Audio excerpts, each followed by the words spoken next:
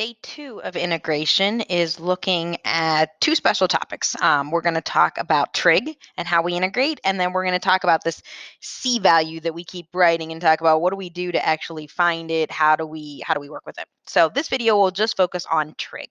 So we have 6 basic trig integrals that all mimic our 6 derivative rules for trig. So everything you see here is just working backwards from what you learned in chapter 2 when it came to trig derivatives. So that is the nice piece, is you're not really learning something brand new. You're kind of going in reverse from what you already know. So cosine's integral is sine because the derivative of sine was cosine. Now, sine's integral is actually negative cosine because remember, when you derived cosine, you got a negative. So you need to start with a negative to derive it to get to sine. So you do want to watch your negatives. That's by far the biggest challenge for students a lot of times, again, is remembering negatives. So you've got a negative here. We'll talk about how to remember that when we get to the end here. So the integral of secant squared is tangent because that was tangent's derivative. The integral of secant tangent is secant because that was secant's derivative. The integral of cosecant squared is negative cotangent. And the integral of cosecant cotangent is negative cosecant. So here's the best way to remember the negatives. If you are integrating and you get a co-result, it is negative. So with derivatives, if you started with a co and you were deriving, you got a negative. This time it is if you get a co-function when you integrate, it is negative. So we have a cosine that is negative when I integrate sine, negative cotangent with the cosecant squared integration, and then negative cosecant with the cosecant cotangent integration.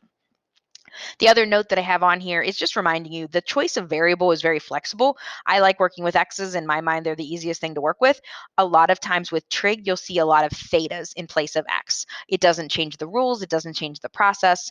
It is just putting it in terms of theta. And you'll notice that then when I work in terms of theta, instead of having a dx at the end, I have a d theta, which is indicating that that's the variable I'm working with.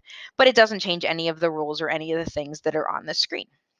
So we're going to practice. We're going to go through and do some really, really basic ones, and then we're going to go through and do some that have a little extra work at the beginning. There's not a lot with basic trig integrals on Delta Math, so I had to add some of my own questions. So I tried to add questions that are very similar to what I'm going to be going over here. So first one, integral of sine. So the integral of sine is negative cosine. If it has a coefficient, that coefficient just stays put. So you still have the 2 there, but it is a negative cosine answer. Don't forget the plus c. And since they worked in thetas, I'm going to work in thetas as well. Integral of secant tangent is secant. The 3 just stays put. It is positive. So you get 3 secant theta. Again, if you prefer x's, you can make them x's.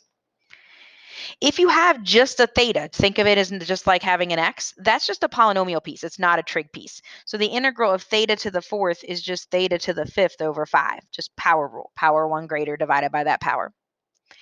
Integral of cosecant squared is negative cotangent. However, it's already negative, so you end up with a positive cotangent theta plus c. You'll notice on the last one, I decided to go back to x's because I truly prefer it. The integral of cosecant cotangent is negative cosecant, but it's already negative. So the negative that's there will cancel with the negative from the answer. So you get 1/2 cosecant x plus c. So those are very, very straightforward ones coming from that list of 6. Here's ones that get just a little messier, a little different. We can use trig identities. We can do a lot of things with these, with our basic trig knowledge to make problems easier. Again, we don't have quotient rules and product rules, so we're really reliant on our skills from previous courses. So for example, this first one, I can actually rewrite that as sine over cosine times 1 over cosine. So it's kind of like I'm splitting up that denominator into 2 separate cosines since it's cosine squared. Well, sine over cosine you should know is tangent. And 1 over cosine you should know is secant. So again, I'm not deviating from those basic identities. I'm really sticking with the ones that we talked about at the beginning of the course. But now I have something I can integrate. The integral of tangent secant, or we usually write secant tangent, is just secant. The goal is to get it to look like one of those 6, because that's all we know how to integrate. It has to come from that list of 6. And if it doesn't, then we have to manipulate it until we get it to look like that. So the next one, 1 minus sine squared, hopefully you recognize that as one of the Pythagorean identities. 1 over sine squared is cosine squared. So we can write that as 1 over cosine squared. And then we can go a step further and say 1 over cosine squared is the same as secant squared. So using a Pythagorean identity and then using a reciprocal identity. Secant squared is one of the 6 integrals that we need to know. The integral of secant squared is tangent. So when I'm talking identities, I'm talking basic Pythagorean, basic reciprocal rules. Next one actually isn't a trig identity as much as it's kind of an algebra problem. It's an algebra problem that has trig in it because you actually want to distribute this. When you distribute your secant, you get secant squared, which is something you know how to work with.